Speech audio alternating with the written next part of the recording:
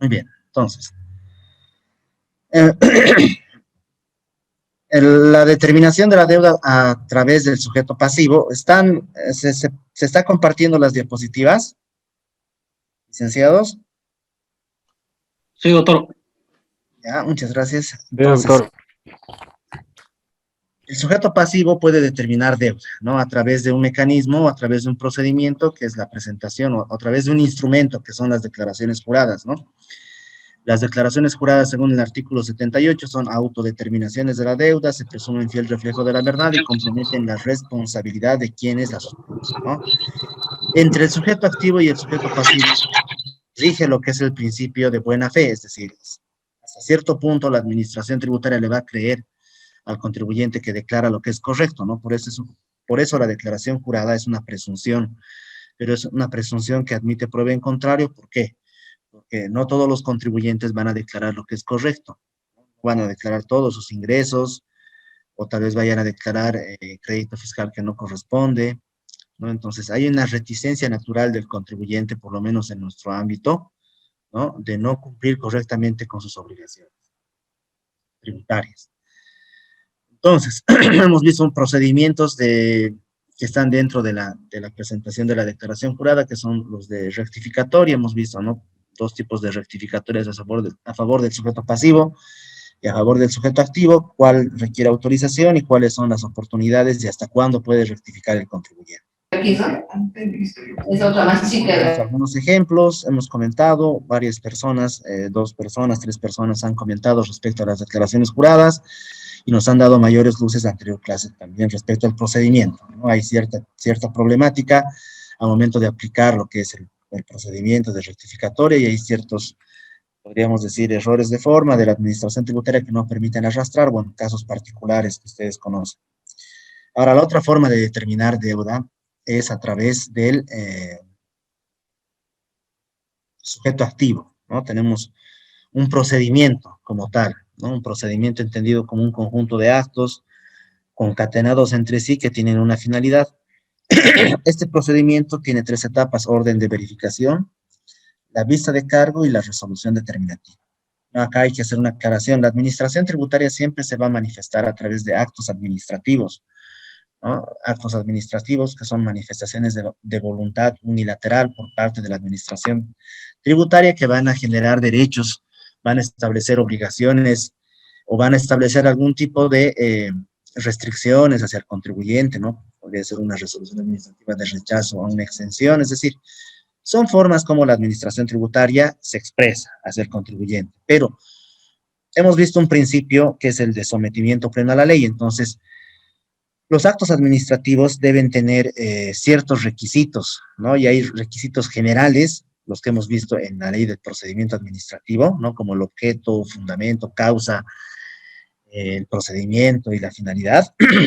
Y hay otros requisitos que son específicos, ¿no? Que debe contener, además de los otros, obviamente, porque se están conjugando los dos requisitos, ¿no? O las dos leyes, perdón, las dos normas. Muy bien, hemos visto cómo se inicia el procedimiento de determinación y debemos recordar que la administración tributaria no coge al azar a los contribuyentes que va a realizar una verificación o una fiscalización, sino esto tiene que ver con un análisis de inteligencia fiscal, ¿no? Las fiscalizaciones grandes tienen, pues, un estudio previo, ¿no? La administración tributaria tiene su departamento, su unidad de inteligencia fiscal y de ahí salen lo que son las fiscalizaciones. A veces pueden ser por sectores, ¿no? Bueno, se va a fiscalizar porque se ha advertido cierta irregularidad para el sector de construcciones, bueno, pues se lanza, digamos, ¿no? La orden para que se hagan ese tipo de fiscalizaciones. Lo propio podría suceder con los abogados, ¿no? Se ha visto que los abogados no están declarando correctamente lo que son sus obligaciones tributarias, no están emitiendo factura, entonces pueden lanzar, ¿no? Y tienen un mecanismo, un procedimiento, etapas, ¿no? Etapas para poder advertir. Entonces, el procedimiento de determinación a cargo del sujeto activo no es producto de un proceso que se escoge al azar, ¿no? Cuando el contribuyente ya sabe, bueno, le notifica a un contribuyente, cuando la administración tributaria, perdón, le notifica a un contribuyente con una orden de verificación o fiscalización, es porque ya ha visto algo irregular, ¿no? y porque podríamos decir que el 98% de estos procedimientos van a concluir en deuda, ¿no? Entonces tenemos orden de verificación que se clasifica a su vez, o se divide a su vez en interna, externa, orden de fiscalización parcial, total, ¿no? La única diferencia, o la diferencia radica en el alcance. Orden de verificación interna es específica, puntual. Orden de verificación externa y fiscalización parcial es un poco más amplia en el alcance, y la orden de fiscalización total es todos los impuestos que está obligado a tributar un contribuyente y de por lo menos una gestión fiscal. Coherente con el alcance, también la administración tributaria solicita documentación en un plazo prudente, ¿no? Que este plazo puede ser ampliado por un plazo similar. Hemos visto también cuáles son las sanciones que podría ocurrir el contribuyente por no presentar la documentación, o presentar parcialmente la documentación, o presentar de manera tardía la documentación. Los requisitos que tiene cada uno de los, cada uno de las órdenes de verificación o fiscalización, ¿no? También podríamos identificar requisitos de forma, requisitos de fondo, ¿no? Un requisito de fondo de la orden de fiscalización va a ser el alcance, ¿no? ¿Qué es lo que va a investigar? ¿Qué es lo que va a controlar, comprobar y determinar deuda en la administración tributaria? Bueno, en el caso de que existan sanciones por la no presentación de documentación en plazo, presentación parcial, o definitivamente no presente nada el contribuyente, también se va a emitir lo que son las actas por contravenciones, ¿no? Que también tienen sus requisitos. Muy bien, hasta acá. Vemos algunos ejemplos, hasta aquí nos habíamos quedado en la anterior clase, vemos algunos ejemplos. Este ejemplo, o esta sentencia, este análisis, deviene de un hecho anterior a la normativa, a la resolución normativa de directorio que estamos analizando ahora, la 10.0032-16, ¿no? Pero también nos sirve como ejemplo. Los plazos, dice, ¿no? Plazos menores a 10 días deben computarse siempre en días y horas hábiles, no siendo posible legalmente que la administración tributaria otorgue plazos de momento a momento. ¿A qué nos referimos? A esta primera etapa, ¿no? A la primera etapa de la orden de verificación o fiscalización. Antes no estaba establecido o regulado los plazos para presentar documentación. Era criterio de la administración tributaria, ¿no? Si bien el Código Tributario en su normativa identifica, y en el Decreto Supremo Reglamentario 27310 del Código Tributario también identifica la orden de verificación y fiscalización y hace una diferencia, no establecía un plazo de cuánto tiempo se le iba a otorgar al contribuyente, pero a partir de esta resolución normativa de directorio ya tenemos plazos establecidos. Esta sentencia tiene que ver con hechos anteriores a la normativa reglamentaria y establecía, ¿no? Los plazos menores a 10 días deben computarse siempre en días hábiles y horas hábiles, ¿no? No siendo posible que la administración tributaria otorgue plazos de momento a momento, es decir, se le podía antes, ¿no?, notificar al contribuyente con una orden de verificación interna y darle 72 horas para que presente la documentación, ¿no? 72 horas de momento a momento, le está notificando miércoles a las 3 de la tarde, ¿no? Y vence su plazo, qué sé yo, el sábado, digamos, ¿no? A las 3 de la tarde. Entonces, esto está regulado, pero bueno, ya no tiene en realidad aplicación práctica actualmente, ¿no? Recordamos los plazos, si son mayor a 10 días, siempre son días hábiles, ¿no? Si es hasta 10 días el plazo, son días hábiles. Si es mayor a 10 días, son días corridos.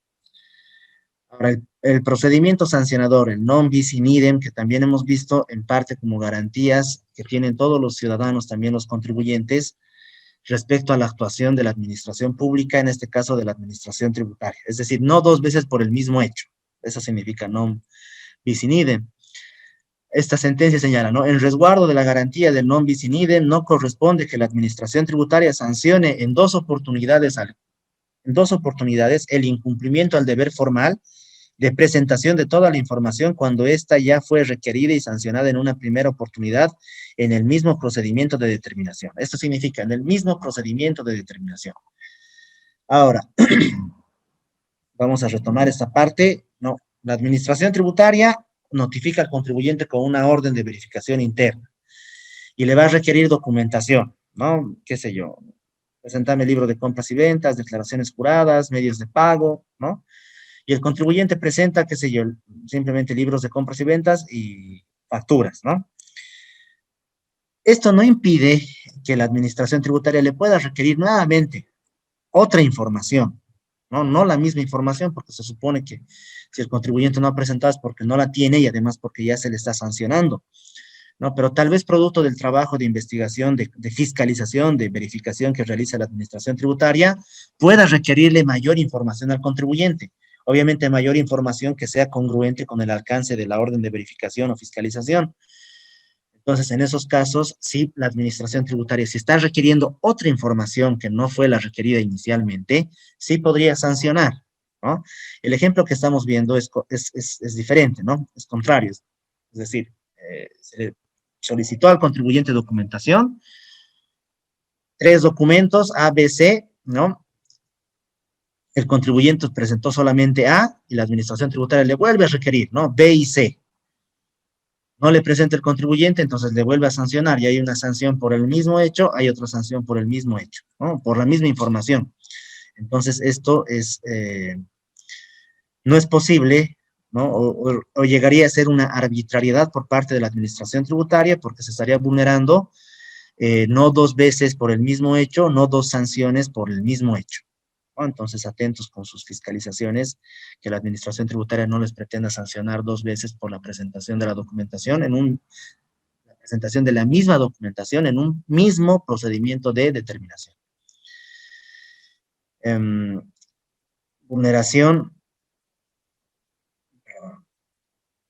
Vulneración de la garantía del non bis in idem cuando se configure la triple identidad en la imposición de una sanción por el incumplimiento de la obligación formal de presentar toda la información requerida por la administración tributaria en 2 procedimientos de determinación con el mismo alcance a un mismo contribuyente. No se puede dar, aunque al contribuyente le inician primero con una orden de verificación interna para verificar lo que es una orden de verificación externa para verificar lo que es el IVA y el IT de enero a marzo de la gestión 2017, ¿no? Hay una orden de verificación por esos periodos enero a febrero de 2017 y posteriormente la administración tributaria decide iniciarle a este mismo contribuyente una orden de fiscalización por el mismo, pero por la misma gestión. Oye, ya vemos cuál es la diferencia. La orden de fiscalización es todos los impuestos que está obligado a tributar un contribuyente. Entonces, si en la primera orden de verificación externa la administración tributaria ya le sanciona al contribuyente por no presentar toda la documentación, en la segunda orden de fiscalización, o sea, ya no podría sancionarle por el mismo hecho. Si le solicita la misma información o parte de esa información, ya no podría sancionarle por lo mismo, ¿no? Esto es un caso muy particular, ¿no? Es muy excepcional, diría yo, el procedimiento de determinación firma de ex servidor público. No, nulidad de la orden de fiscalización o verificación por firma de un servidor público que a la fecha de emisión de dicho acto administrativo había cesado en sus funciones. Entonces, todos los actos administrativos tienen una fecha de emisión, ¿no? Y obviamente cada acto administrativo debe ser firmado por una autoridad competente. En este caso hablamos de los gerentes, ¿no? Gerente distrital La Paz, gerente distrital Cochabamba, Santa Cruz. Entonces, el contribuyente advirtió que la orden de verificación o fiscalización que le notificaron, en la fecha de emisión, ¿no? Que difiere con la fecha de notificación, en la fecha de emisión, el servidor público o el gerente en este caso ya había cesado en sus funciones porque un día antes le habían otorgado su memorándum de agradecimiento, ¿no? Entonces, es una situación muy particular, pero ¿en qué ha derivado esto? Que el contribuyente ha reclamado, ¿no? Una vez notificada la resolución determinativa, una vez concluido el procedimiento, ha reclamado, impugnado, y bueno, pues se anularon obrados hasta la orden de verificación u orden de fiscalización por la firma de un ex servidor público, ¿no? Que ya no tenía competencia para firmar el dicho documento o el acto administrativo. Acá, la presentación de fotocopias simples de las facturas requeridas en un procedimiento de determinación no implica incumplimiento al deber formal por no presentación de toda la información requerida por la administración tributaria y por lo que no corresponde multa. Si la administración tributaria en la orden de verificación solicita al contribuyente que presente facturas de determinadas facturas, ¿no?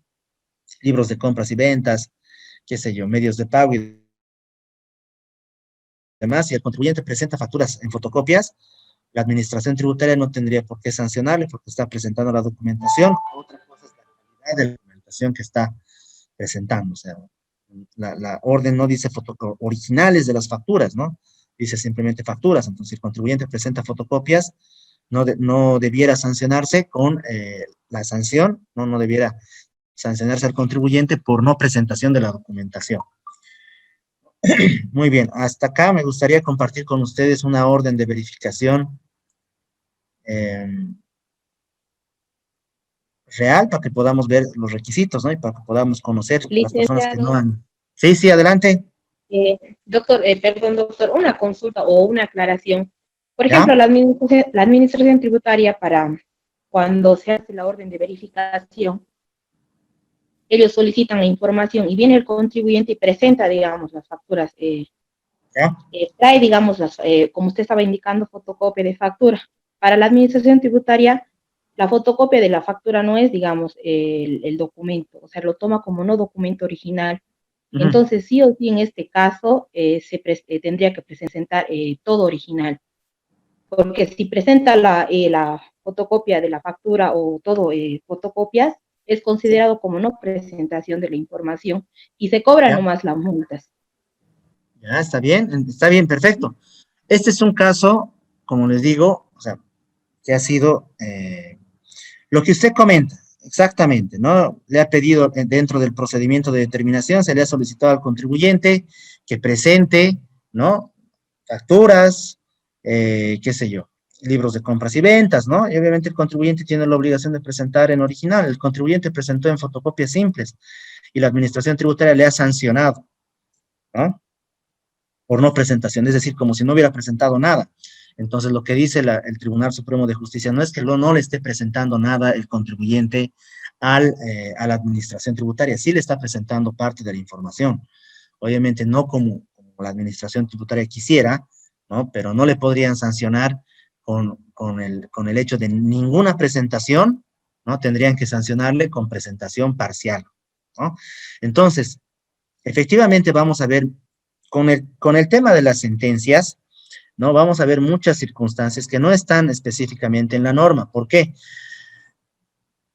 Porque al momento de resolver una controversia, lo que hace el Tribunal Supremo de Justicia no necesariamente es aplicar, bueno, aplica lo que es la norma, pero se rige también en diferentes principios, ¿no? Que vamos a ir analizándolo a medida que vayamos viendo otras sentencias, ¿no? Hemos visto ya, estamos empezando a ver estas sentencias respecto a procedimientos de determinación, pero hemos visto ya sentencias en el tema de principios constitucionales que no tienen nada que ver con, o sea, te hablan del principio de capacidad contributiva, te hablan del principio de igualdad, te hablan del principio de generalidad, te hablan del principio de no confiscatoriedad, sentencias que ustedes también ya han leído, ¿no? Entonces, no todo está establecido en la norma, ¿no? Para resolver una controversia, el Tribunal Supremo de Justicia y el Tribunal Constitucional aplica lo que son principios.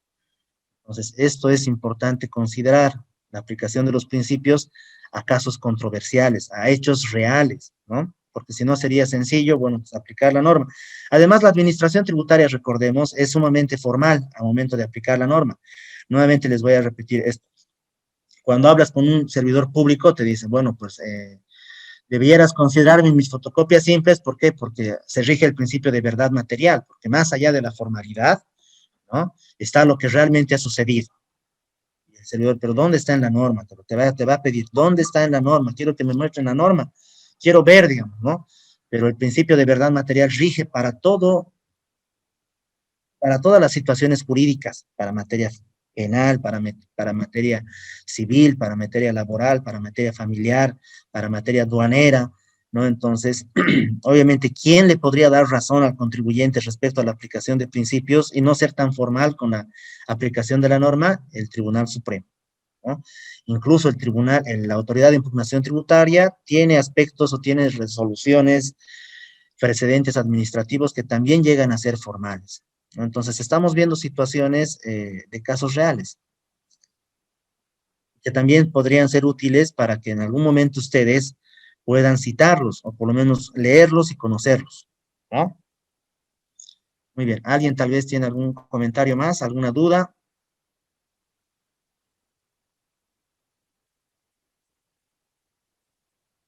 Doctor, buenas noches.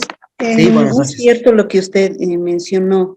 Evidentemente, yo he visto un caso donde se ha presentado uno de mis clientes que le han hecho un edicto público, ¿no?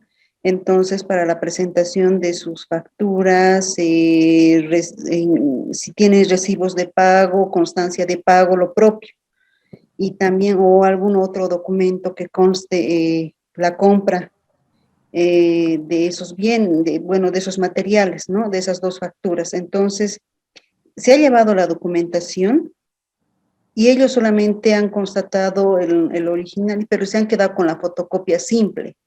Incluso se recepcionan con un acta ellos, entonces los de la administración tributaria y nada más. Entonces, no sé cómo están en otras gerencias distritales, pero de esto de la normativa y es para todos, ¿no? Debería regir en todas las administraciones distritales, ¿no? Las gerencias distritales.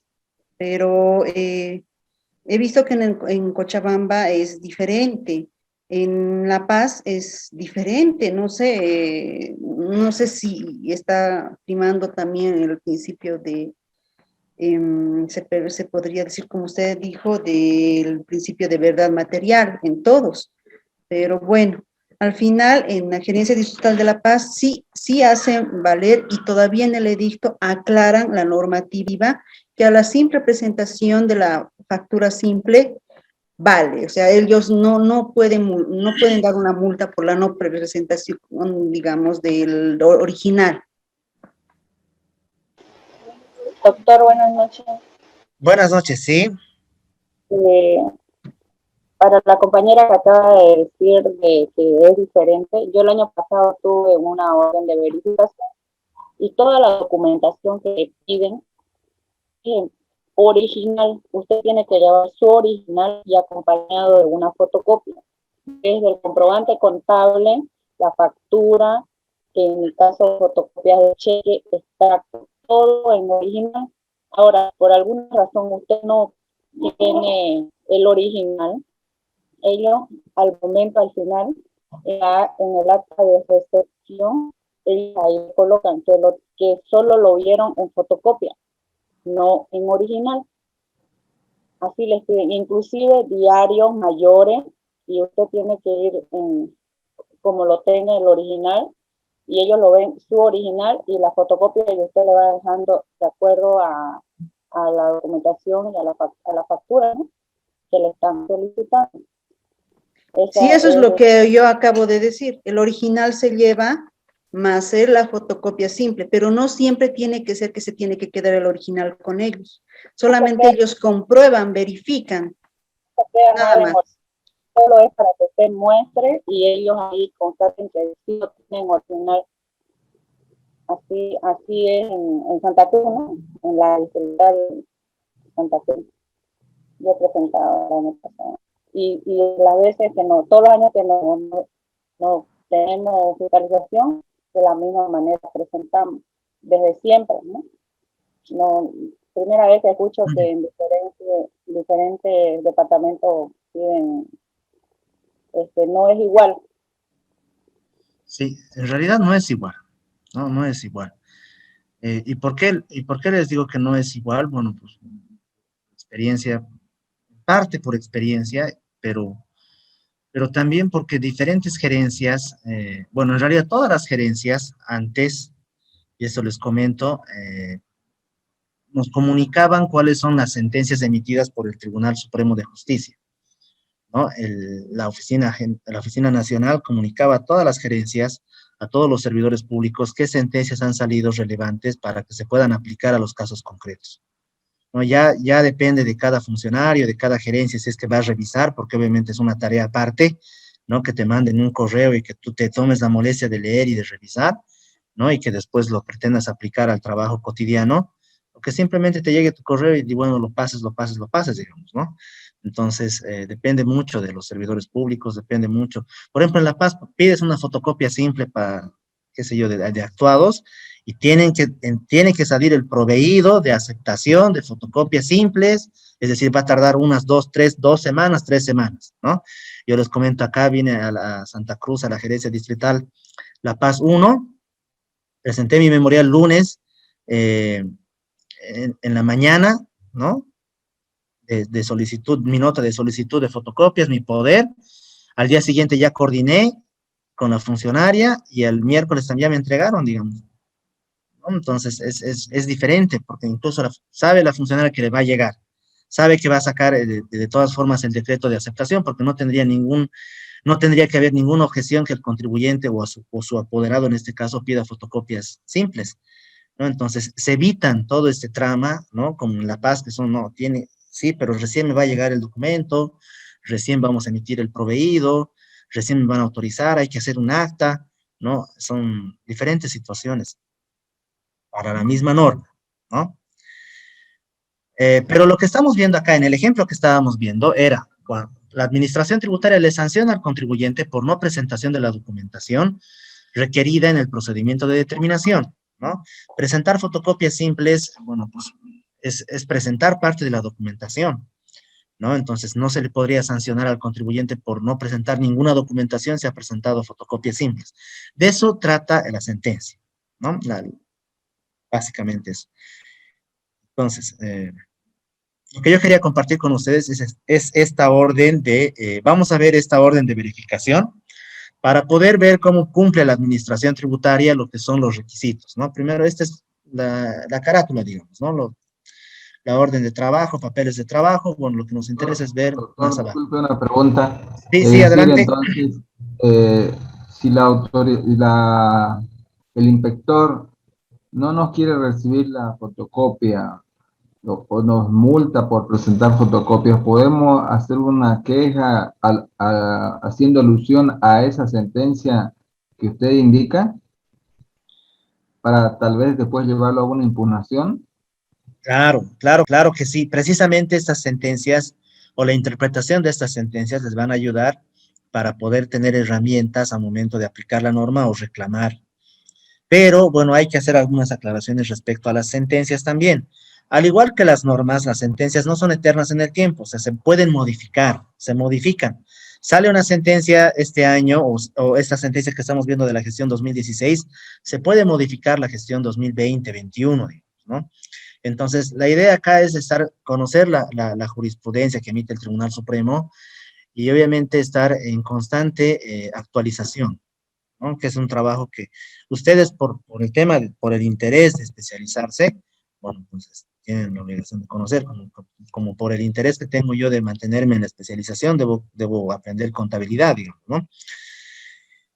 Pero es así, ¿no? Entonces, estas sentencias son útiles para la interpretación de la norma y siempre van a poder ser citadas por ustedes, digamos, ¿no? Al momento de respaldar un criterio, ¿no? Ahora, la administración tributaria bajo ningún concepto podría rechazar presentar documentación. Ese criterio viene del fiscalizador que está recepcionando la documentación, ¿no? En ese momento usted le dice, bueno, me recibe la documentación y bueno, pues después obsérveme, véame, digamos, que se me va a sancionar, no me va a sancionar. Pero la administración tributaria no le podría cohibir al contribuyente presentar la documentación que considere pertinente en una orden de verificación o fiscalización, porque eso hace al ejercicio del derecho a la defensa. Si no le permiten presentar, bueno, pues están coartando, el funcionario público está coartando lo que es el derecho a la defensa del contribuyente. Entonces, eso hay que ser claro con el servidor público y decir, bueno, está bien, no es lo que tú me estás pidiendo, tú quieres originales, yo te voy a presentar fotocopias simples, ¿no?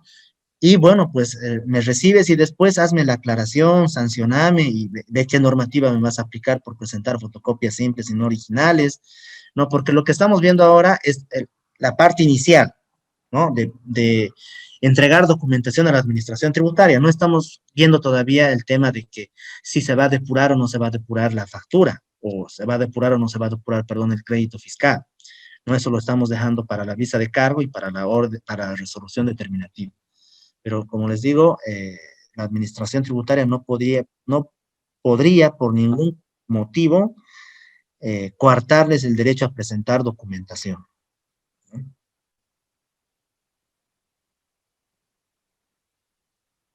Muy bien, vemos, orden de verificación. La orden de verificación, vista de cargo y resolución determinativa tienen diferentes requisitos, ¿no? Orden de verificación, el número. Acá tiene un número, ¿no? 1319 termina, lugar y fecha, La Paz, 2017, ¿no? Bueno, en este caso, hay un contribuyente, ¿no? Está el número de carnet, y hay un agente de retención porque vamos a ver cuál es el alcance, ¿no? De este documento, requisitos de forma, ¿no? El número, lugar y fecha, qué sé yo, la firma del gerente, los fiscalizadores actuantes, pero lo importante acá es qué es lo que va a revisar, el alcance, ¿no? Estamos viendo orden de verificación, no identifican si es interna, externa, parcial, total, fiscalización, sino acá podemos advertir, esta es una orden de verificación interna. Verificación del crédito fiscal contenido en las facturas presentadas por el dependiente como pago a cuenta del IRS-IVA mediante el formulario 110 que se detallan en anexo adjunto, ¿no? ¿Qué gestión? 2014, de mayo y agosto, ¿no? La notificación y acá el detalle de diferencias, las observaciones. La administración tributaria va a verificar dos facturas, ¿no? El 104325 y el 2930. ¿No?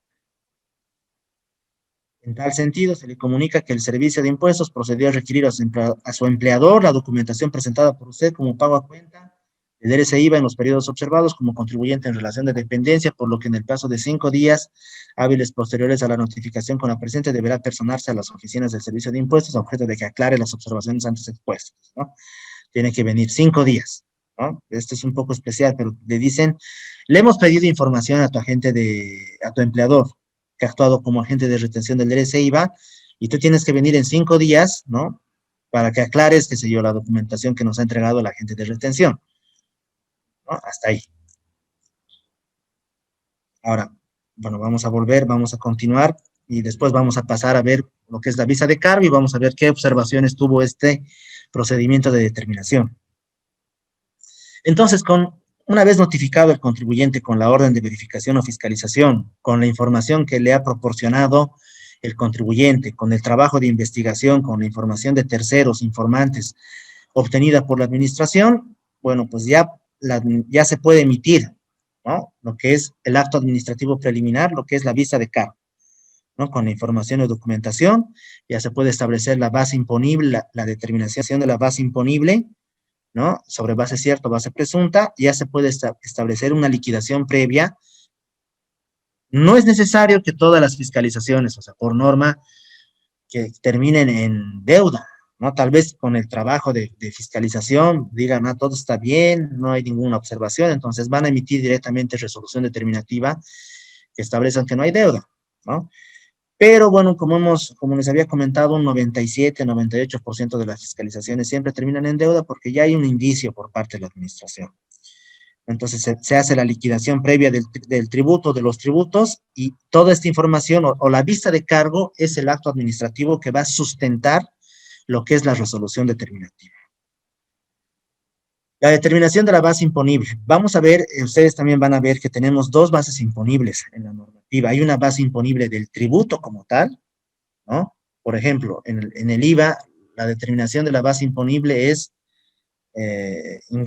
débito menos crédito, ¿no? El resultado, esa es la base imponible, pero es una base imponible del impuesto. Todos los impuestos tienen una base imponible, podríamos decir sustantiva o base imponible del impuesto, ¿no? Pero esta base imponible es procesal.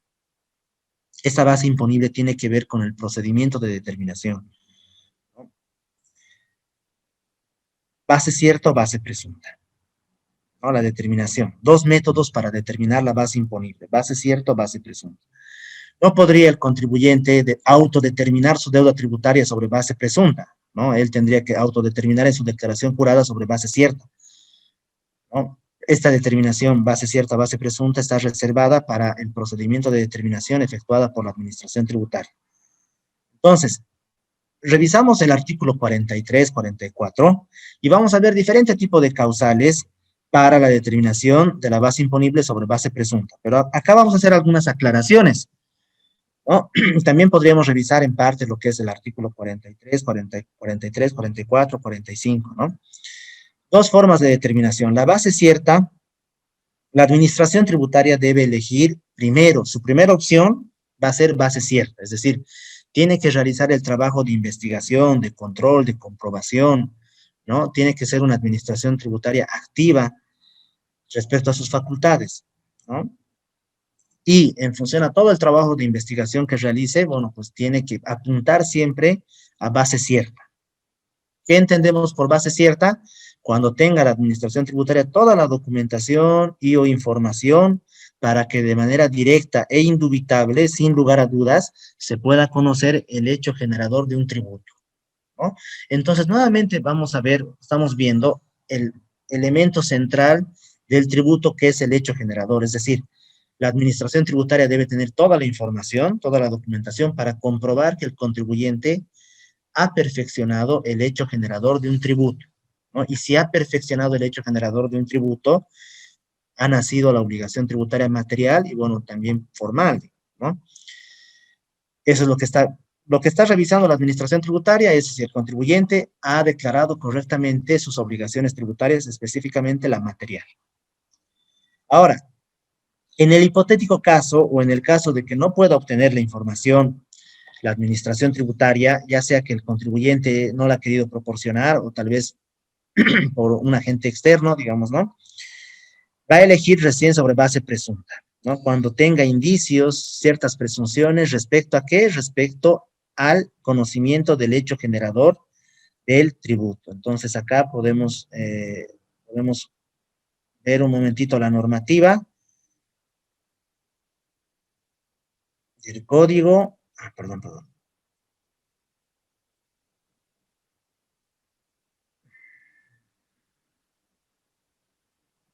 Un momentito.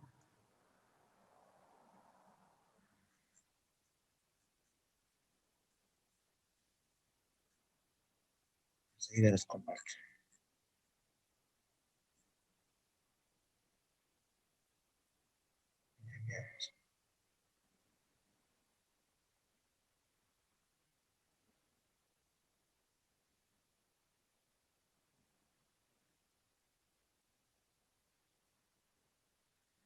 Acá, ¿no? El artículo, estamos revisando el artículo 43, determinación de métodos de determinación de la base imponible. Base cierta, base presunta, ¿no?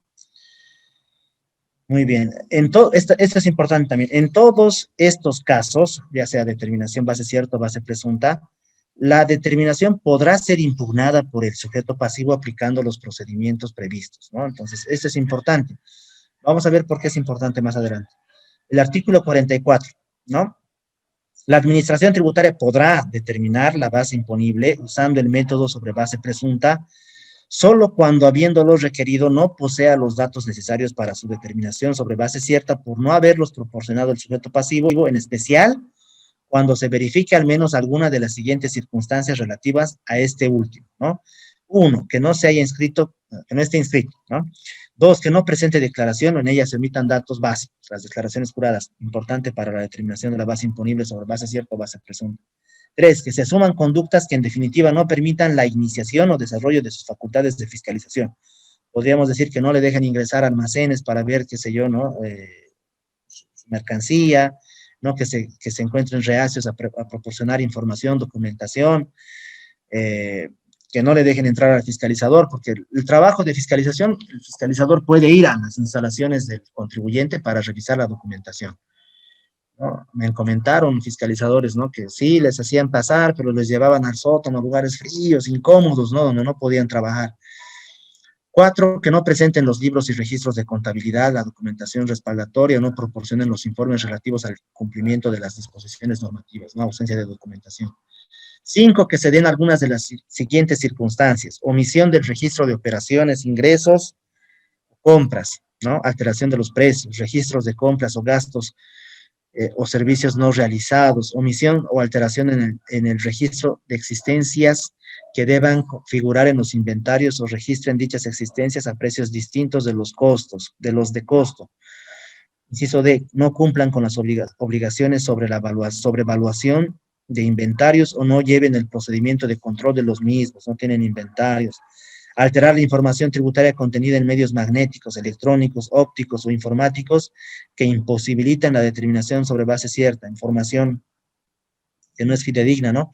Existencia de más de un juego de libros contables, sistemas de registros manuales o informáticos, registros de cualquier tipo o contabilidades, ¿no? La administración tributaria tal vez advirtió, le pidió al banco, qué sé yo, que el contribuyente se prestó dinero del banco y le dio una información contable, y la administración tributaria tomó conocimiento de ese hecho y le pidió al banco, tal vez eran dos informaciones diferentes, ¿no? Destrucción de la documentación contable antes de que se cumpla el término de la prescripción. Bueno, pues, ¿cuántos años tiene el contribuyente para resguardar su documentación contable? Esa es una obligación formal, ¿no? Actualmente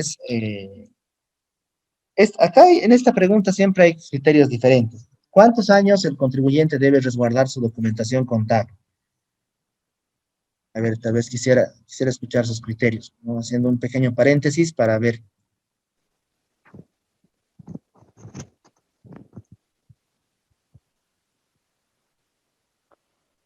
Ocho años.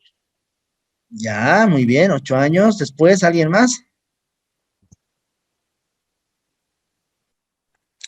Yo creo que entre 5 a 8 años, doctor. Muy bien, entonces estamos agarrando dos normativas, ¿no? Está bien. Esto vamos a aclarar. ¿Quién más tiene algún otro dato que pueda compartir?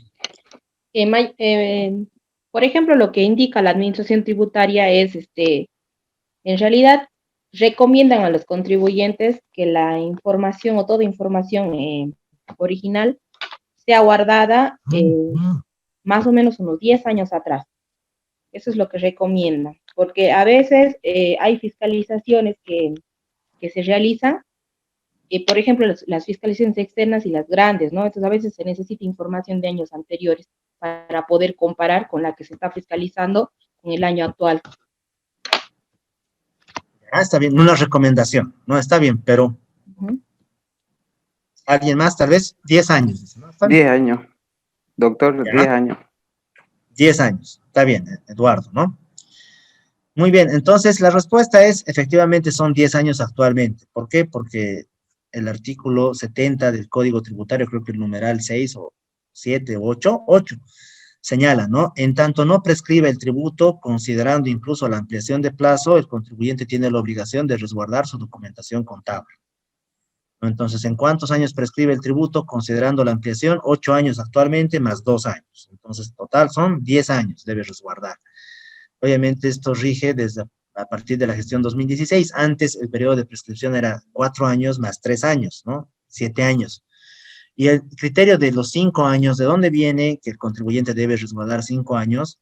Viene del Código de Comercio, ¿no? El artículo 52 del Código de Comercio establece, los comerciantes tienen la obligación de resguardar su documentación contable por el periodo de 5 años, pero salvo otras normativas especiales, disponen lo contrario, ¿no? Pero el Código de Comercio o las obligaciones del comerciante están controladas por otra entidad, que es la Autoridad de Fiscalización de Empresas, ¿no?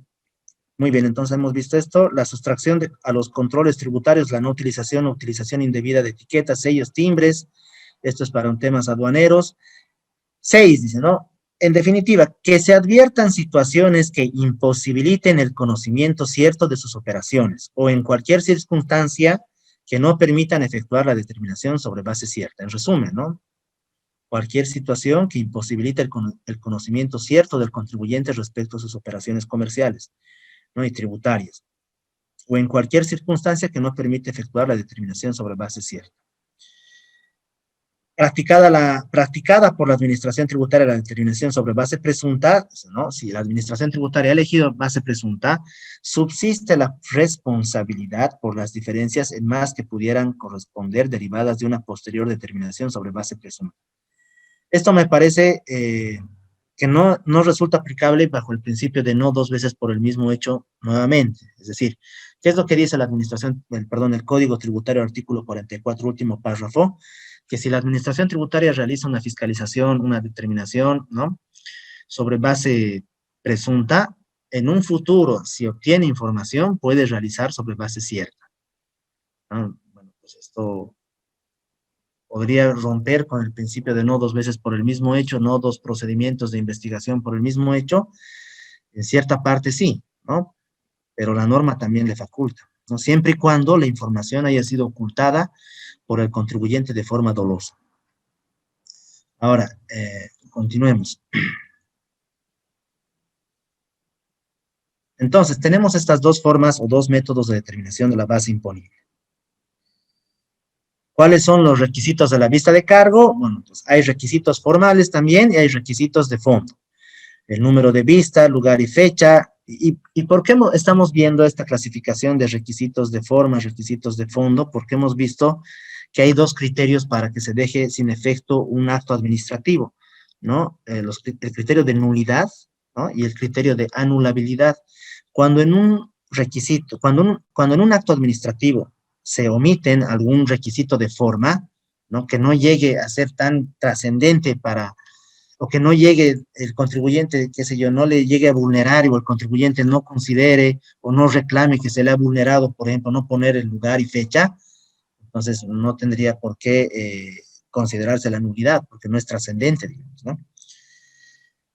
Pero bueno, ¿cuáles son los requisitos? Recorte, hace rato dijo que era el artículo 70, ¿no ve? De las obligaciones, ¿cuántos años tiene que resguardar el contribuyente? Ajá, aquí dice que es el artículo 59 de prescripción, página 33. No. El 70, numeral 8. Creo que es el numeral 8, a ver, ahorita vamos a corroborar Aquí en el 59 dice, las acciones de la administración tributaria prescribirán a los 8 está bien. años. Y más abajo dice los 2 años. Claro, está bien. Pero este artículo 59 no te regula las obligaciones del contribuyente, ¿no? El artículo 70 dice, constituyen obligaciones tributarias del sujeto pasivo, numeral 8, en tanto no prescribe el tributo, considerando incluso la ampliación del plazo, conservar en forma ordenada en el domicilio tributario toda la documentación contable. Esta es la obligación que tiene el contribuyente, ¿no? En tanto no prescribe el tributo. Ahora, obviamente, tenemos que remitirnos para entender o para saber cuántos años tiene el contribuyente, cuántos años tiene que resguardar la documentación contable, tenemos que remitirnos al artículo 59. Ay. Muy bien. Entonces vemos, ¿no? Requisitos de forma, requisitos de fondo. Número de la vista, lugar y fecha, nombre o razón social del contribuyente, el NIT o el carnet, el número de la orden de fiscalización que corresponda a la orden, la visa de cargo, el alcance, ¿no?, que ya es un requisito de la orden de verificación o vista. Acá, la justificación del tipo de determinación. En la visa de cargo se tiene que justificar por qué se ha decidido elegir base cierta o por qué se ha elegido base presunta, ¿no? La administración tributaria tiene que respaldar el trabajo que ha realizado y por qué ha elegido base cierta o base presunta, considerando que la determinación sobre base cierta es la primera que tiene que apuntar la administración tributaria, ¿no? El inciso H, hechos, actos, datos, elementos y valoraciones que fundamenten las observaciones detectadas en el proceso de fiscalización o verificación provistas por las declaraciones del sujeto pasivo, tercero responsable, de los elementos de prueba en poder de la administración tributaria o de los resultados de las actuaciones de control, verificación, fiscalización e investigación ejercidos, además de la normativa contravenida que corresponde a cada observación, ¿no? Primero, con la información que ha obtenido la administración tributaria, con la que ha obtenido del contribuyente, de terceros, va a establecer cuáles son las observaciones, es decir, los reparos, ¿no? Deuda tributaria, depuración de crédito fiscal, dependiendo del alcance, ¿no? Y también va a establecer cuál es la normativa que respalda, ¿no?, el trabajo de la administración para depurar o para establecer deuda. La base imponible expresada en bolivianos, ¿no?, la determinación de la base imponible. La calificación preliminar de la conducta del sujeto pasivo. Entonces acá, la calificación preliminar del contribuyente, de la conducta es, si el contribuyente, si se establece deuda tributaria, la calificación es omisión de pago. Es decir, el 100% de lo que debió pagar el contribuyente, la multa, la sanción, ¿no? Si se ha establecido que el contribuyente no pagó un monto de 100.000 bolivianos, su sanción es el 100%, otros 100.000. ¿No? Y la calificación de la conducta también tiene que ver, en este caso en la vista, tiene que ver con las multas por no presentar información en el procedimiento de determinación, ¿no? Lo que hemos visto en un principio. La liquidación previa del adeudo tributario determinado por la Administración Tributaria a la fecha de emisión por impuesto, periodo, gestión fiscal, consignando lo siguiente. Bueno, esto ya es un poco más largo, pero ustedes conocen mejor lo que es la liquidación de la deuda, ¿no? La deuda tributaria tiene componentes: el tributo omitido histórico, ¿no? El mantenimiento de valor, la tasa de interés, ¿no? Incluso la multa o la sanción. Plazo y lugar para presentar descargos respecto a la liquidación previa de la deuda tributaria, ¿no? 30 días para presentar descargos y dónde tiene que presentarlos, ¿no? Firma y sello del gerente distrital o grado. Muy bien. Con descargos, ¿no? Vamos a ver, el contribuyente puede presentar diferente tipo de descargos en función a cuál llegue a ser la observación preliminar efectuada por la Administración Tributaria. Esto, es decir, depende de cada caso en particular, ¿no? Por ejemplo, si al contribuyente le están observando, le dicen, te estamos depurando el crédito fiscal de las facturas, tantos, número tantos, tantos, tantos, porque no tienes medios de pago, ¿no? Entonces, el contribuyente podría presentar en los descargos documentación, los medios de pago, los cheques, qué sé yo, ¿no? Los comprobantes de ingreso, egreso, ¿no? Error de interpretación normativa. Bueno, esto es,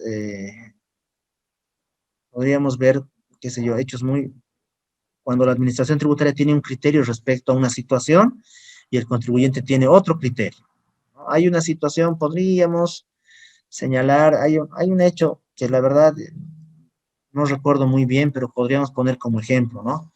En otras circunstancias, las llamadas de interconexión entrantes a Bolivia, bueno, ese no. La cesión de derechos de televisación del Mundial de Fútbol están alcanzados por el IVA, por el IT, ¿no? La Administración Tributaria considera que es la prestación de un servicio, bueno, pues entonces está alcanzado por el IVA y por el IT, ¿no? Pero el contribuyente dice, no, la cesión de derechos no es prestación de servicios, entonces solamente está alcanzado por el IT. Podría ser un error de interpretación, ¿no? La Administración Tributaria considera más amplio el alcance de la norma, pero el contribuyente lo considera más restringido, ¿no? Entonces, podría ser una situación. Hay otro caso que es un poco, es diferente, pero podríamos poner también como ejemplo ahora, las llamadas de interconexión entrantes a Bolivia, las llamadas, ¿no?, de larga distancia que entran a Bolivia, no las que salen, sino las que entran, están alcanzadas por el IVA y por el IT, cuando la Administración Tributaria podría... Esto ya es un caso resuelto, ¿no? Pero en este momento no recuerdo muy bien cuál ha sido el fundamento. Pero podría decir la Administración Tributaria, bueno, sí están alcanzadas porque una vez que ingresan a Bolivia se utilizan cables de interconexión que son subterráneos, ¿no? Y el contribuyente podría decir, no están alcanzados por el IVA ni por el IT. ¿Por qué? Porque son servicios que se están prestando fuera del territorio, porque están ingresando a territorio nacional. Entonces, podrían servir como ejemplos para identificar este tipo de descargo, ¿no? Error de interpretación en la norma. Son descargos de fondo. La prescripción de las facultades de determinación de la deuda, ¿no? La Administración Tributaria está pretendiendo fiscalizar o le notifica al contribuyente la visa de cargo esta gestión 2021, pero la deuda o los hechos generadores corresponden a la gestión 2012, ¿no? Ya está prescrito. El contribuyente podría decidir pagar total o parcialmente, no está en su derecho. Y es más, tiene beneficios si paga dentro de los 10 días, que lo vamos a ver después. Y podría también otro criterio más de forma, ¿no? Reclamar vicios de nulidad por indefensión, por vulneración de sus derechos, ¿no? Acá ingresa lo que es la visa de cargo, ¿no? Señores de la Administración Tributaria, no han efectuado un correcto trabajo de determinación de la base imponible. Ustedes han elegido base cierta, pero no tienen toda la información, ¿no? Debieron haber elegido base presunta, o viceversa, ¿no? Han elegido base cierta, pero yo les he proporcionado, o tienen toda la información para liquidar el tributo, o no están considerando esta información, ¿no? Va a depender mucho de la circunstancia, de los reparos de la visa de cargo, qué tipo de descargos puede presentar el contribuyente, ¿no? Ahora veamos algunos ejemplos antes de ingresar a ver el ejemplo que estamos viendo. Pero antes ¿Alguien tal vez tiene algún comentario hasta acá respecto a la visa de cargo? Vamos un momentito hasta ver los ejemplos, ¿no?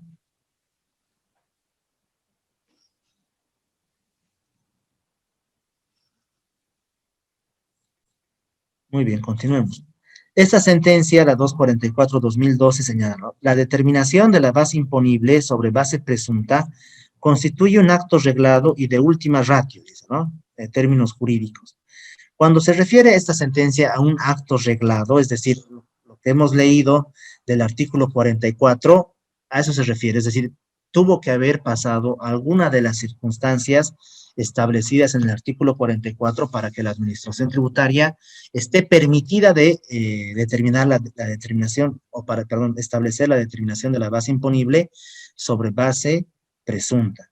Y de última ratio significa es la última, o sea, es lo último que puede acudir, ¿no? Su trabajo o las facultades que están otorgadas por ley a la administración tributaria son amplias para que pueda realizar el trabajo de investigación, control, comprobación y efectuar primero sobre base presunta, ¿no? O sea, ¿qué pasa acá si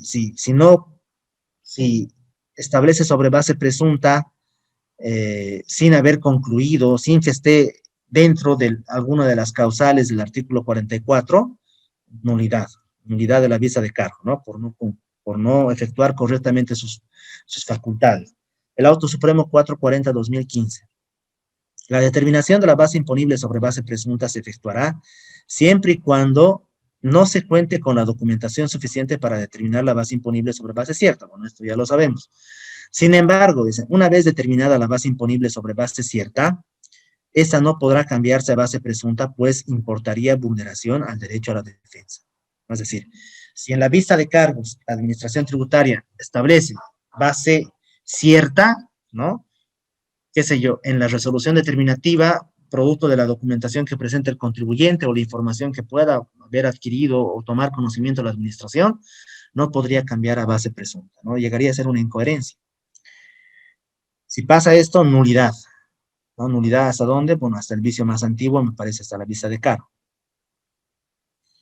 Ahora, esa sentencia constitucional, ¿no? La 422. Si bien la carga de la prueba, dice, ¿no? Establecida en el artículo 76 de la ley 2492, después de notificada con la visa de cargo, corresponde al sujeto pasivo, esa depende del método de determinación de la base imponible. Entonces, revisamos lo que es el artículo 76 del Código Tributario, ¿no? La carga de la prueba corresponde a quien pretenda hacer valer sus derechos. Eso dice, ¿no? En otras palabras. En el procedimiento de determinación, ¿a quién corresponde la carga de la prueba? La pregunta, ¿no? Entonces, la carga de la prueba llegaría a ser, podríamos decir, como un péndulo, ¿no? No me acuerdo en qué libro hacen esta analogía, ¿no? Es como un péndulo. Entonces, momentos está con la administración tributaria y otros momentos está con el contribuyente. Pero bueno, desde el inicio del procedimiento de determinación hasta la emisión de la vista de cargo, la carga de la prueba le corresponde a la administración tributaria porque ellos tienen que sustentar, ¿no? Con el trabajo que están efectuando, cuáles son los reparos, cuál es la documentación que respalda sus reparos y demás. Ahora, una vez notificada la vista de cargo, la carga de la prueba se traslada al contribuyente porque el contribuyente ya toma conocimiento de cuáles son los reparos, entonces él ya puede presentar la documentación correspondiente para levantar los reparos, no en ejercicio de su derecho a la defensa. Pero, bueno, pues la carga de la prueba tiene estrecha relación con la determinación de la base imponible. El contribuyente no puede ejercer correctamente su derecho a la defensa, presentar descargos si el método de la determinación de la base imponible fue incorrecto, ¿no? Entonces, por eso nuevamente es importante ver que la administración tributaria haya respaldado correctamente la determinación de la base imponible. Otro ejemplo acá, la sentencia 28, nulidad hasta la vista de cargo. Estamos viendo nulidades hasta la vista de cargo. Depósitos bancarios, perfeccionamiento del hecho generador, ¿no? Los depósitos bancarios efectuados a la cuenta de un contribuyente no es un dato suficiente para demostrar en forma indubitable que se haya perfeccionado el hecho generador de algún impuesto, ya que estos deben ser asociados a otros elementos probatorios para identificar si se han dejado de pagar tributos en favor del Estado, ingresos no declarados, ¿no? Cuando la administración tributaria efectúa una orden de fiscalización o notifica una orden de fiscalización y tiene como respaldo un indicio, ¿no? Vamos a solicitar a la administración tributaria, perdón, a la autoridad de supervisión del sistema financiero que nos dé información respecto a las cuentas bancarias de tal contribuyente porque hemos advertido que tiene depósitos recurrentes, ¿no? Entonces, su indicio o el indicio de la administración tributaria es depósitos bancarios, ingresos no declarados, ¿no? El contribuyente tiene depósitos, entonces probablemente sean por sus actividades comerciales, entonces no los está pagando, no los está declarando. Pero bueno, este es un hecho. Los depósitos bancarios pueden ser un indicio, ¿no? De que el contribuyente está. Y eso de los depósitos bancarios tiene diferentes matices, perdón, por ahí vamos a empezar. Este tema de los depósitos bancarios es un tema recurrente en impugnaciones y es un tema recurrente actual incluso en procedimientos de determinación efectuados por la administración tributaria. Entonces, tal vez en La Paz ya no lo hagan, pero en Cochabamba pueden hacerlo todavía, digamos, o tal vez en Cochabamba no lo hagan, en Santa Cruz puedan hacerlo. Tal vez de aquí a unos años lo vuelvan a hacer, por más que ya sepan que han perdido varias veces. ¿Por qué? Porque han cambiado servidores públicos, son servidores públicos nuevos y demás, ¿no? Entonces, esto va dirigido a personas naturales, a personas jurídicas, bueno, pues a cualquier tipo, ¿no? Pero se hace más evidente en personas naturales, porque una persona natural que reciba depósitos bancarios a sus cuentas puede ser por cualquier concepto, ¿no? Entonces, como tal, en conclusión, los depósitos bancarios efectuados a las cuentas de un contribuyente, ya sea sobre base cierta, ya sea sobre base presunta, no son un indicio suficiente para establecer o para identificar que se haya perfeccionado el hecho generador de un tributo. Entonces, esto constituye una nulidad de obrados porque la administración tributaria, nulidad de obrados hasta la vista de cargo porque la administración tributaria no ha respaldado correctamente su trabajo de investigación o de fiscalización, ¿no? Vamos a ver cómo esto, diferentes. Base imponible, base presunta, nulidad. La determinación de la base imponible sobre base presunta debe encontrarse respaldada con información que evidencie el perfeccionamiento de la obligación tributaria y refleje la situación real de los hechos que se le atribuye al contribuyente. Puesto que la existencia de una base imponible objetiva, medible y verificable no sustenta la fiscalización efectuada, constituyendo, por tanto, una inobservancia de los requisitos esenciales de la vista de cargo, que son los hechos, actos, datos, elementos y valoraciones que la sustenten, ¿no? Creo que esto, si mal no recuerdo, a uno de ustedes les ha tocado, es sobre determinación de la base imponible, sobre el gramaje del papel que ha sido importado por el contribuyente, ¿no? La administración tributaria ha advertido que un contribuyente ha importado papel, ¿no? Pero se ha equivocado en el gramaje, ha establecido un gramaje diferente, creo que hay de 75 gramos, ¿no? Y otro, entonces ha equivocado el gramaje, y obviamente si equivoca el gramaje, la administración tributaria no ha podido establecer correctamente la determinación de la base imponible porque los gramajes hacen variar el precio unitario de cada paquete de hojas, ¿no? Por un lado, ¿no? Lo que dice esta sentencia, retomando, digamos, la esencia, es que todos los reparos efectuados por la administración tributaria deben ser medibles, objetivos y verificables. La administración tributaria no puede sustentarse en supuestos, ¿no? Y creo que hay un ejemplo más adelante que va a respaldar este criterio, que vamos a añadir lo de las empresas fantasma, por ejemplo, ¿ya? Pero veamos esta, sentencia 119 de 2016. Y eso también es una pregunta recurrente. El incumplimiento del plazo para la emisión de la vista de cargo establecida en el artículo 104, parágrafo 4 de la ley 2492 no es causal de nulidad, pues no se encuentra expresamente sancionado con la nulidad, ¿no? Entonces, el artículo 104 del Código Tributario establece el tiempo o la duración del procedimiento de fiscalización, ¿no? Y dice, ¿no? El parágrafo 5, perdón. Desde el inicio de la fiscalización hasta la emisión de la vista de cargo, dice, no podrán transcurrir más de 12 meses. Sin embargo, cuando la situación amerite un plazo más extenso, previa solicitud fundada, la máxima autoridad ejecutiva de la Administración Tributaria podrá autorizar una prórroga hasta 6 meses, ¿no? Ahora, eso también debe interpretarse de manera literal, considero yo, porque dice desde el inicio de la fiscalización, entonces tendríamos que decir que se refiere a la orden de fiscalización parcial o total, no a una orden de verificación interna, ¿no? No podría la Administración Tributaria, por una orden de verificación interna, demorarse o establecer hasta el plazo máximo de 12 meses, ¿no? Tendría que hacerlo en un plazo menor. Pero en el caso de que sea una orden de fiscalización, ¿qué pasa si la Administración Tributaria excede el plazo de 12 meses? ¿No?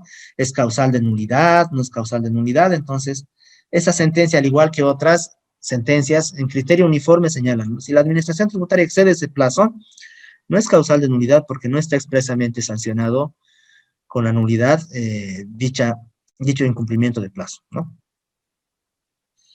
Acá. Eso tiene que ver con la diapositiva, con la sentencia anterior. Depósitos bancarios al exterior, ¿no? Perfeccionamiento del hecho generador.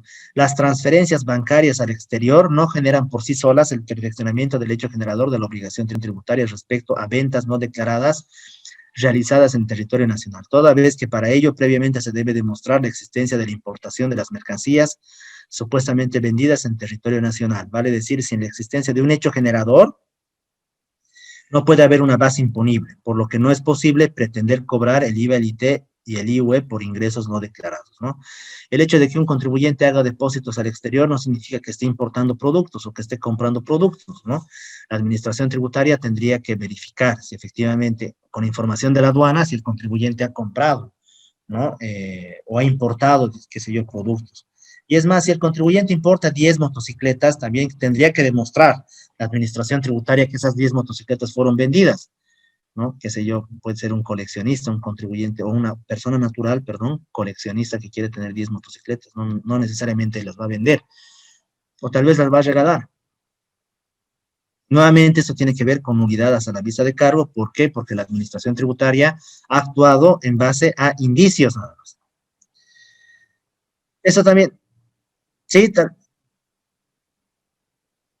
y alguien, perdón, que quería.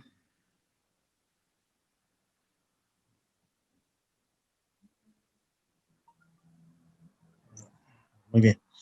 Las declaraciones únicas de importación y los depósitos efectuados a la cuenta de una persona natural no materializan o perfeccionan por sí solos los hechos generadores del IVA e IT. Tampoco puede establecerse en base a dicha información la determinación de la base imponible sobre base cierta, ¿no? Entonces, nuevamente,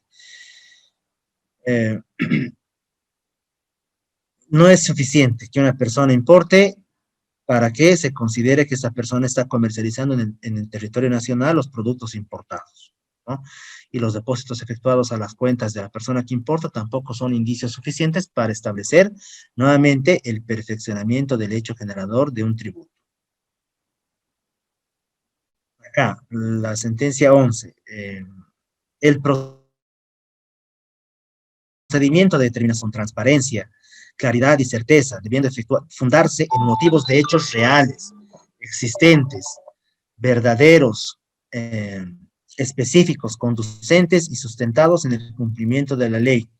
Pues si así no fuese, si los hechos en los que la administración fundó su decisión no hubieran existido o no hubieran sido tales como la administración tributaria creyó o afirmado al resolver, se vulneraría el derecho fundamental a la defensa del sujeto pasivo, trayendo como consecuencia la nulidad de la visa de cargo. Acá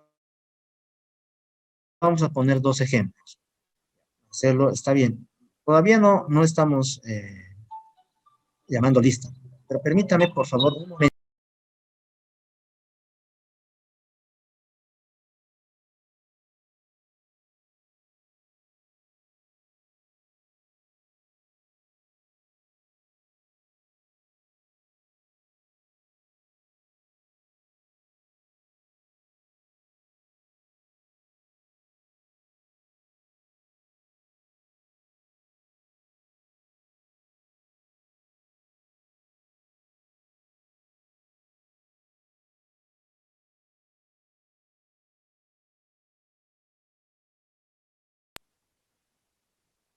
disculpas. Entonces, nuevamente, los reparos de la administración tributaria deben ser claros, reales, verdaderos, específicos, ¿no? Conducentes y sustentados en el cumplimiento de la ley. En esto vamos a poner como ejemplo, cuando la administración tributaria en algunas circunstancias, ¿no? Y ahora está, bueno, por lo que tengo entendido, está chocando con ese tema, respecto a los reparos que establece, porque la administración tributaria considera que las facturas declaradas por el contribuyente fueron emitidas por empresas fantasma, ¿no? ¿Y cuál es el criterio de la administración tributaria en estas fiscalizaciones, ¿no? En específico, ¿por qué consideran que son de empresas fantasma o comercializadores de facturas? ¿Por qué? Porque han ido al domicilio fiscal del contribuyente y han verificado que el contribuyente no realiza ningún tipo de actividad en su domicilio fiscal, ¿no? Y han visto el comportamiento también a quienes han emitido y demás. Y lo publican en el periódico, ¿no? Tales contribuyentes, bueno, son comercializadores de facturas, ¿no? Entonces, verifican quiénes han comprado, qué sé yo, los productos de estos contribuyentes y depuran las facturas, ¿no? Acá la lógica es, ¿será un motivo suficiente depurar facturas por este hecho? ¿No? Es un indicio nada más que la administración tributaria tiene la administración tributaria. ¿Será suficiente prueba? ¿Será objetible? ¿Es medible? ¿No? ¿Es certero? Y por otro lado, otro ejemplo respecto a la dosificación de las facturas, ¿no? La administración tributaria, de acuerdo a la resolución normativa de directorio de facturación virtual, ¿no? La 2116, que establece los requisitos, dice, ¿no? Las facturas serán válidas siempre y cuando se presente la factura original, medios de pago y que estén dosificadas, ¿no? Pero yo les pregunto, ¿será un respaldo suficiente o será correcto que la administración tributaria depure las facturas del contribuyente porque estas facturas no están dosificadas? ¿No? ¿Qué piensan ustedes respecto a estas dos situaciones? Me refiero a las empresas fantasma o los comercializadores de facturas, ¿no? Y por otro lado, la no dosificación de las facturas. ¿Serán situaciones que son correctas para depurar el crédito fiscal de las facturas que declara el contribuyente en una fiscalización? ¿Qué opinan?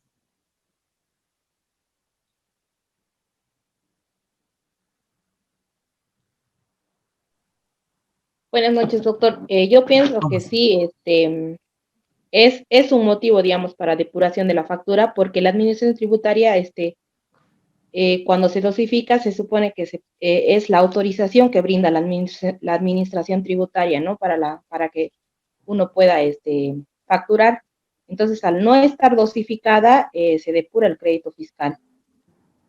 Muy bien, está bien. Claro, es como si te entregaran un papel sin valor, ¿no? En realidad. Muy bien, ¿alguien tal vez tiene otro criterio?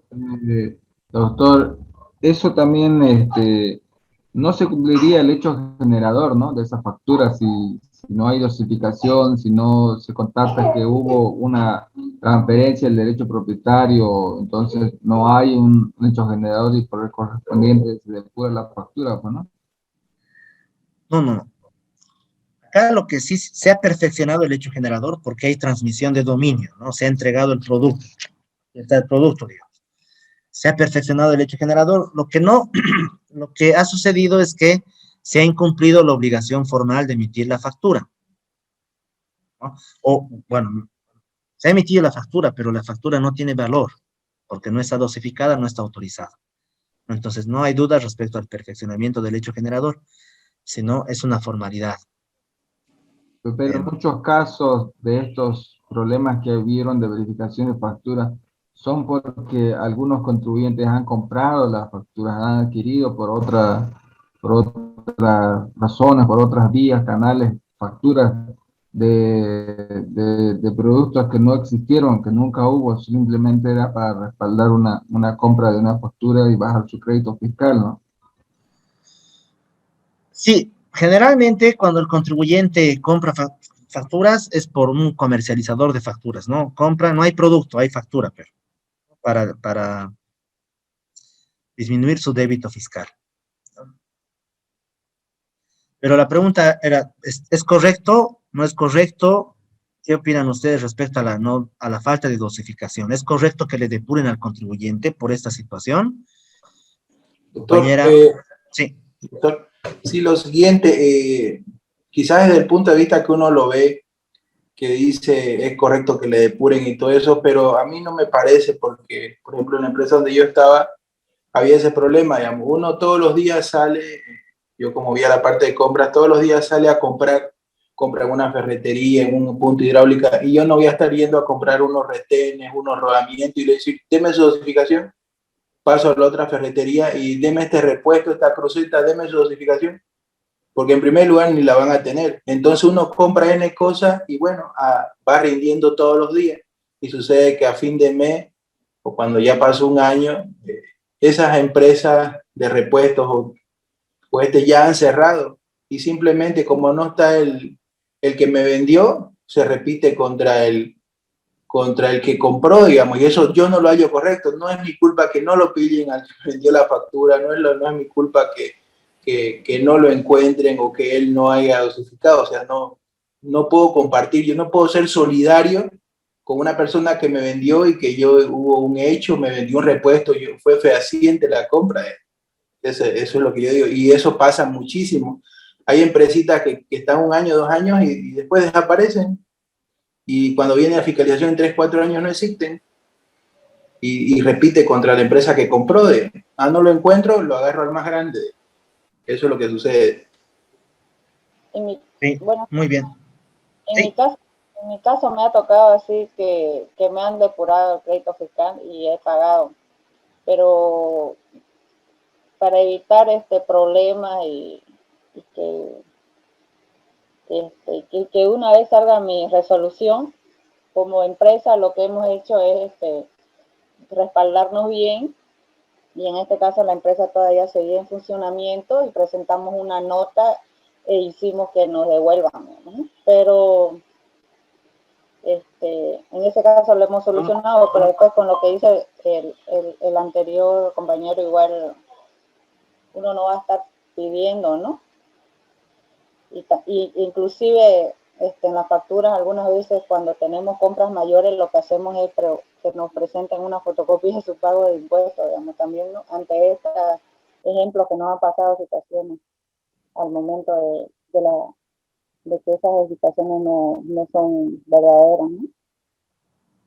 Sí. Muy bien, así es. ¿Alguien más tal vez tiene algún criterio que compartir? Doctor, buenas noches. Buenas noches. Independientemente que la empresa o el comercio minorista hubiese cerrado su actividad comercial, si bien no recuerdo el artículo, pero sí dentro de los trípticos que repartía el Servicio de Impuestos Nacionales, dice que independientemente que haya cerrado actividades, igual la administración tributaria tiene tuición para poder fiscalizar. O sea, entonces, no porque la empresa siga en marcha, entonces no voy a poder hacer el cruce de información con un comercio que ya haya cerrado, ¿no? Sí, así es. O sea, el hecho de que un contribuyente no tenga o haya cerrado con actividad no significa que no pueda ser fiscalizado, ¿no? Y no significa que el contribuyente vaya a destruir la información contable, ¿no? Por el lapso que esté obligado a resguardar. Habíamos visto que son 10 años. Es más, contribuyentes que cierran sus negocios, que lamentablemente no estuvieron bien informados por diferentes motivos, ¿no? Después aparecen con deuda, con retención de cuentas, sus casas están embargadas y demás, ¿no? Y por otro lado, el hecho de que una persona no esté inscrita, no tenga NIT, tampoco significa que la administración tributaria no le vaya a fiscalizar, ¿no? Y el ejemplo más claro son las denuncias por no emisión de factura por alquileres, ¿no? En esos casos, bueno, pues se pelea el inquilino con el propietario, ¿no? Y le hace la denuncia, o lo extorsiona al propietario, ¿no? Le dice, no, quiero vivir 3 meses gratis, o dame 3 meses, por lo menos, y no te voy a denunciar, ¿no? Y ese es, o sea, ¿qué hace con la denuncia? La administración tributaria le hace una fiscalización al propietario siempre y cuando tenga los requisitos, ¿no? Entonces, acá la idea no es que esté o no es, que esté, que esté continuando con la actividad o no esté continuando con la actividad, que tenga NIT o que no tenga NIT. La idea acá es si el contribuyente o la persona ha perfeccionado el hecho generador del tributo, ¿no? Si es que su conducta ha materializado, qué sé yo, un impuesto, ¿no? Esa es la idea. Pero bueno, a ver, para concluir esta parte, hay alguien, perdón, que me está escribiendo. Veamos si es correcto, ¿no? La administración depura. Mildred dice, no, estoy de acuerdo que la administración tributaria depure las facturas que no tienen la dosificación autorizada, tomando en cuenta que es una nota fiscal. Muy bien, entonces, les voy a compartir el criterio del tribunal y también de la autoridad de impugnación tributaria, ¿no? Que tampoco es un criterio personal, pero sí los comparto con ustedes. Entonces, la no dosificación de las facturas no puede ser un aspecto o un reparo que vaya a invalidar el crédito fiscal de las facturas que declara el contribuyente. ¿Por qué? Porque como lo dijo el licenciado Salces, bueno, pues, el contribuyente no compra y le dice, pero está dosificado, muéstrame tu dosificación. O sea, hay cierto margen de principio de buena fe que se aplica entre comprador y vendedor, ¿no? El comprador compra y, bueno, pues considera que el vendedor lo va a declarar, ¿no? O qué sé yo, que lo va a declarar en su libro de ventas, que está dosificado y demás. Entonces, bajo este criterio, el reparo de no dosificación no es correcto para la depuración del crédito fiscal de las facturas que declara el contribuyente. Pero ojo, que la administración tributaria ya ha corregido este aspecto. Entonces, cuando ustedes vean en sus fiscalizaciones no dosificación, siempre va acompañado de medios de pago, ¿no? Entonces, son dos reparos para la misma factura. No dosificación y no tiene medios de pago. Entonces, si ustedes, el de no dosificación no tienen por qué demostrar porque no es responsabilidad del contribuyente, pero lo que sí tienen que presentar son los medios de pago. Eso sí es importante, ¿no?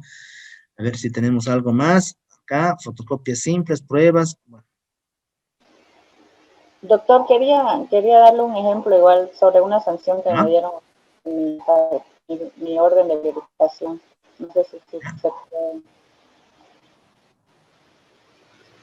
Sí. Por ejemplo, en mi entidad tenemos más de 30 números de teléfono. Y era lo que usted decía a un inicio, depende del servidor público, del funcionario que nos toque el criterio, cómo nos fiscaliza.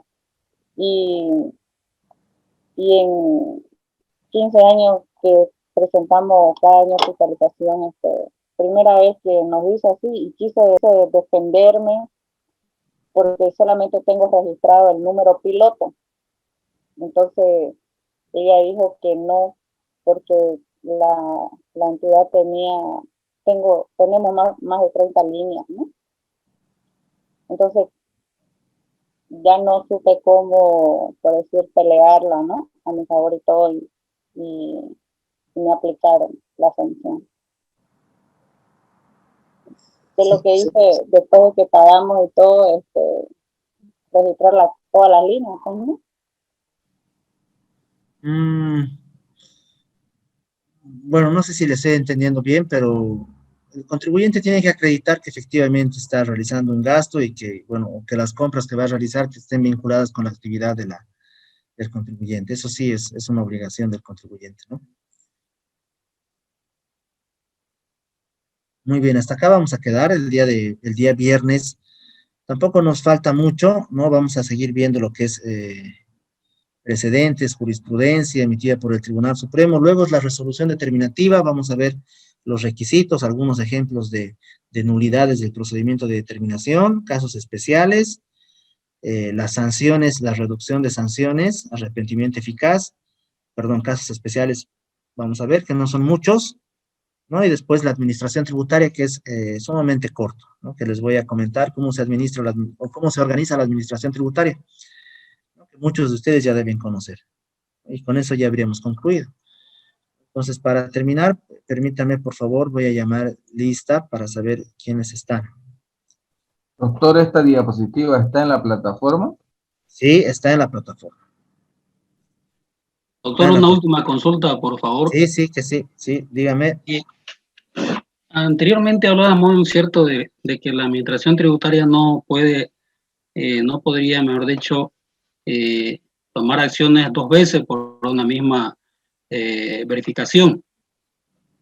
Pero, sin embargo, en el caso hipotético, por ejemplo, de que un X contribuyente decida, bueno, no presentó los documentos de cargo porque los extravió, tendría sus razones, sus motivos, y decida pagar la sanción impuesta por la administración tributaria. Ahora, hay un artículo que dice por ahí, el pago de la deuda o de la multa no te exime de las obligaciones que tiene. Quería, por favor, que si pudiera aclararnos o darnos un poco más de explicación respecto a este término que dice la administración tributaria. ¿Ya? Por ejemplo, si el contribuyente no presenta el libro de compras y ventas, le van a sancionar por no presentación del libro de compras y ventas, ¿no? Y como usted dice, en la parte final de la resolución sancionatoria, del auto inicial de sumario, le va a indicar, ¿no? El pago de la multa no inhibe al contribuyente la presentación de la información requerida, ¿no? Pero, ¿qué otra acción podría tomar la administración tributaria para exigirle al contribuyente que presente el libro de compras y ventas si es que ya ha pagado el contribuyente la sanción? No habría otro. ¿Por qué? Porque ya le ha sancionado al contribuyente.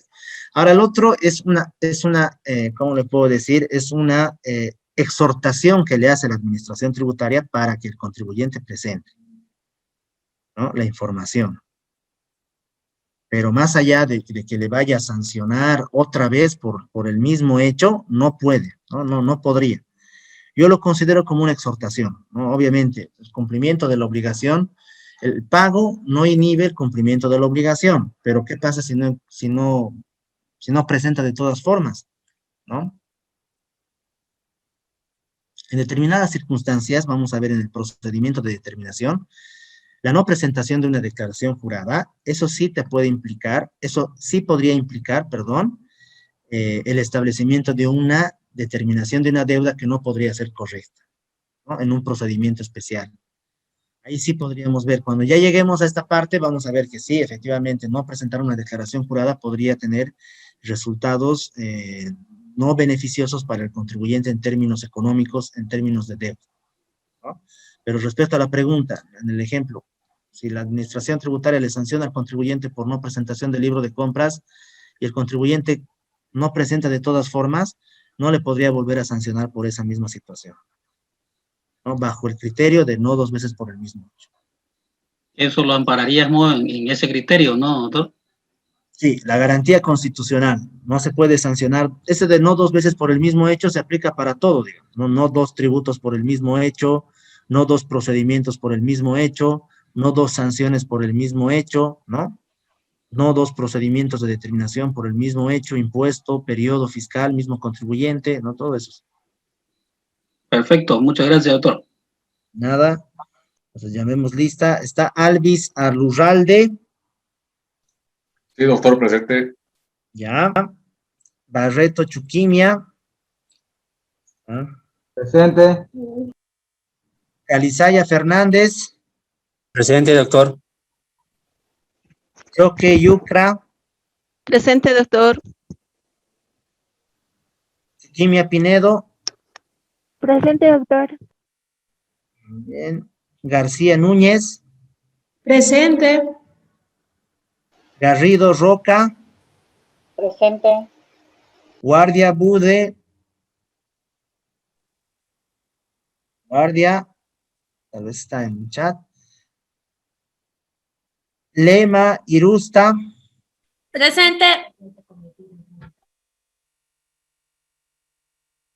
Maldonado Flores.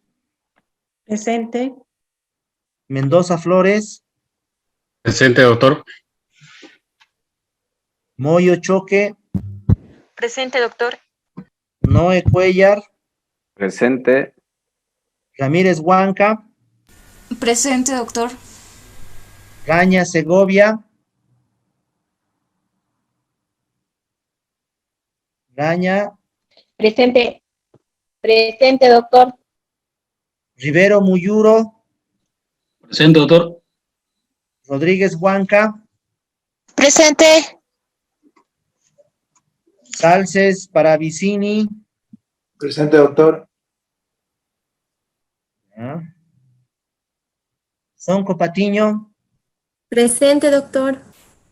Tamayo Gómez. Vilca Vega.